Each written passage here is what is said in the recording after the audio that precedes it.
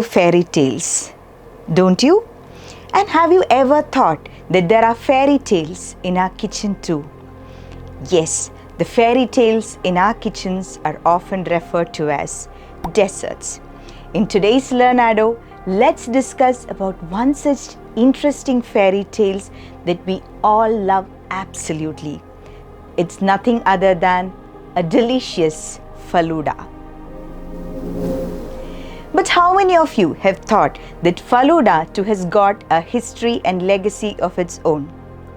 A Falooda is a sweet, cold dessert made using vermicelli, sweet basil seeds, milk, topped with dry fruits and ice cream. The history of Falooda dates back to 400 BC.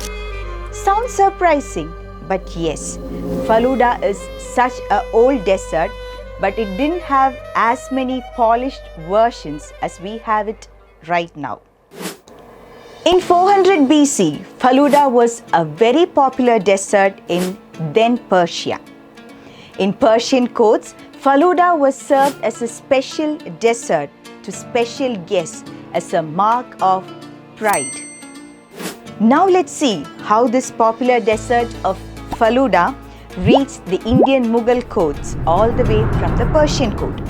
In Persian court, it was not called as Falooda, but it was referred to as Falooda.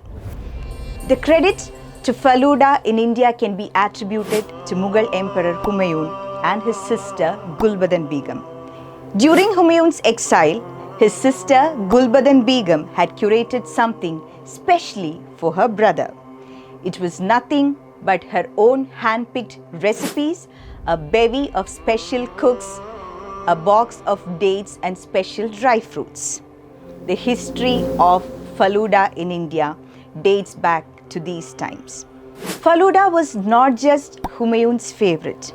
Akbar also was very fond of Falooda, and during peace times, Akbar even had the habit of having 2 Faloodas in a day, and that too of 2 different flavors. The Falooda that we all have right now is totally different from what was made during the Mughal times. In those times, Falooda was made in a crude form using vermicelli, rose water and basil seeds. And even the addition of basil seeds was an improvisation that the Mughal emperors had brought to Falooda. The Mughal emperors were so fond of Falooda that they had hired special sweetmeat makers to make the finest and the best version ever possible. Falooda had deeply influenced the Britishers as well. Thomas Roe had the privilege of tasting Falooda from a Mughal court. He was so fascinated by its taste that going back to his villa, he tried to make a Falooda on his own by adding all the sweet ingredients that he had in his cupboard. The addition of kulfi to Falooda was yet another improvisation in due course of time. Chef Vikas Seth, who reconstructed the Bombay Falooda, says that making Falooda itself is an art. It's not just about the ingredients, but the art of layering itself is very important. You would be surprised to know that no 2 spoons from a glass of Falooda taste the same. It is the layering that makes the difference. Do check it out when you have a Falooda next time. And as per Chef Vikas Seth, his own version of Falooda is made exclusive with the addition of Kesar Kulfi to Falooda. Chef Gaurav Raghuvamshi speaks about a Falooda with a twist. It was a personal favorite of Noor Jahan, wife of Mughal Emperor Jahangir. It is nothing but kulfi Falooda with a pan flavoring. Have you ever tried it? If not, it's your turn to try a kulfi Falooda with a pan flavoring. A kulfi Falooda with a pan flavoring has got a very distinct taste. In addition to the pan flavoring, you have the malai peda, dry fruits and all rich ingredients possible to make this dish exclusively exquisite. If you think that all credits to this sweet dessert can be attributed only to the spice route, then you are mistaken. Down south, Falooda has got its own exclusive variants, the popular ones being the Jigardanda that is popular in Tamil Nadu and the Udupi Gudbud that is popular in Karnataka. Jigardanda doesn't have vermicelli like Falooda, but it has got a special ingredient, that is the almond gum or the badam pisin.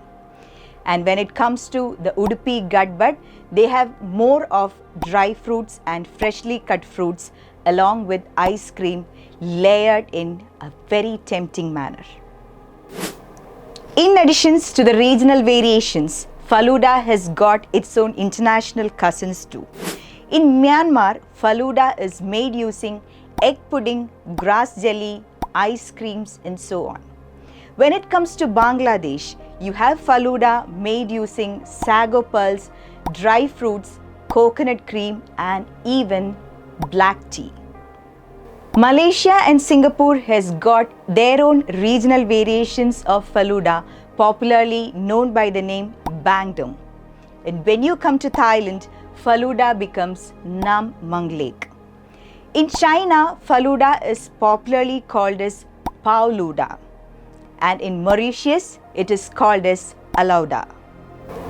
1,000 variations of this celebrated drink may exist all around the world, but the one that is still ultimate is the one that was made in the Humayun kitchen and that was glamorized by Noor Jahan, that still holds our fascination and palate. So it's time for me to wrap up and for you to have a tempting glass of cold Falooda.